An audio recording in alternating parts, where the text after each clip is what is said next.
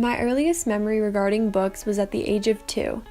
Every night my parents read me I Am Spider-Man, and every night ended with the iconic line, I will always be Peter Parker, but when people are in danger, I am Spider-Man.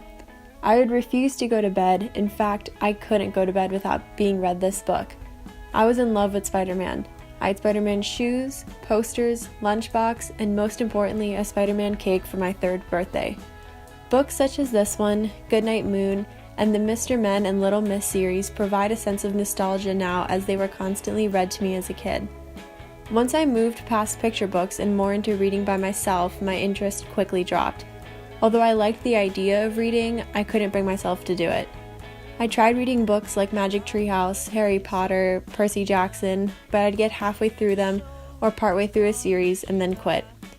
Although many of my peers and friends enjoyed reading these books and spent hours doing it, it just felt like a chore to me. I was convinced that I hated reading, like really hated it.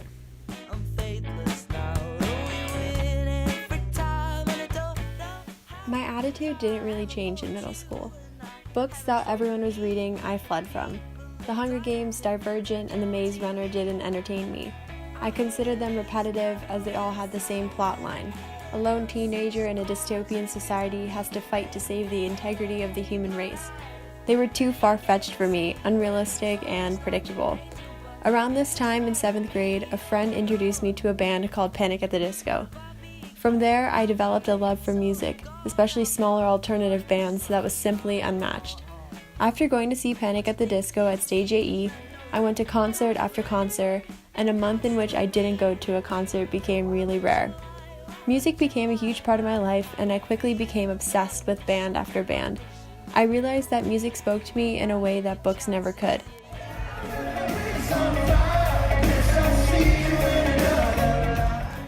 It evoked and conveyed emotions, and I loved how every song could have a different meaning to every listener.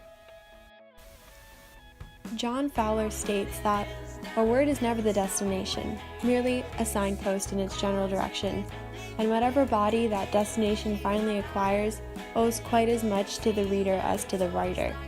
Lyrics are only a starting point, and each reader or listener takes what is given and makes it their own.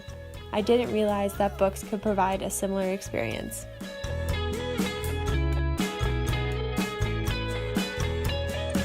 Throughout my first 2 years of high school, I only read in school. Like before, I considered reading a chore and didn't use it to relax. Despite this, after finishing certain required school books, I felt a sense of accomplishment that I hadn't felt before. I slowly began to realize my hatred of reading wasn't because I hated the act of reading, but because I wasn't reading the right books. During the first trimester of junior year, I was in an English class called Taming the Wild. We read a book by the name of Into the Wild by Jon Krakauer. It was a true story following a young man named Christopher McCandless who drops everything to pursue a life in the Alaskan wilderness. It was the first time I looked forward to reading for homework. I finally realized I needed to find books that interest me, because they were out there, I just needed to find them.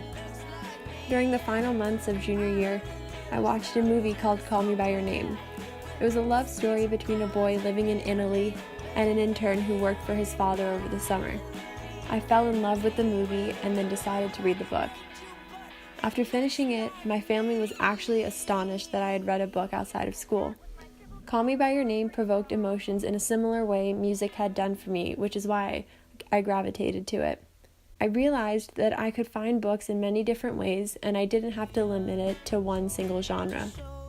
Shortly after, I read Perks of Being a Wallflower. In the book, through a series of letters, the main character, Charlie, takes the reader through his freshman year of high school. He is a shy, introverted kid who becomes friends with 2 seniors who introduce him to the world around him. However, when all his friends graduate, Charlie struggles with moving forward. Reading this book during my senior year, I could relate to the fear of losing friendships and having many aspects of my life change after graduating from high school. Following this, I read Jack Reacher, Tripwire.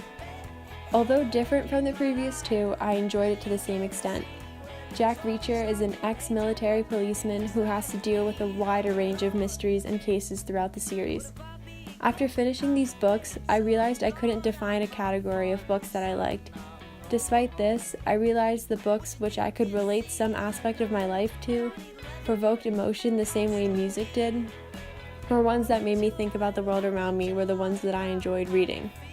For senior seminar, I chose to read 1984, which fit into the criteria I had made in order to find books that I liked. Written in 1949 and set in 1984, this book follows the life of Winston. The reader is thrown directly into the world of 1984, which is at first described as a utopia, but slowly reveals itself as a dystopia. George Orwell discusses topics such as the use of language, government surveillance, and its use of propaganda. Despite being written in 1949 and 1984 has come and go, this book still remains relevant and makes the reader think about the world around them. This book made me question the world around me and how it functions. I found myself lost in the world of 1984 and couldn't put the book down. Although it took me a while, through trial and error, I was able to find books that I thoroughly enjoy. Slowly, I have learned to appreciate books in a similar way I have always appreciated music.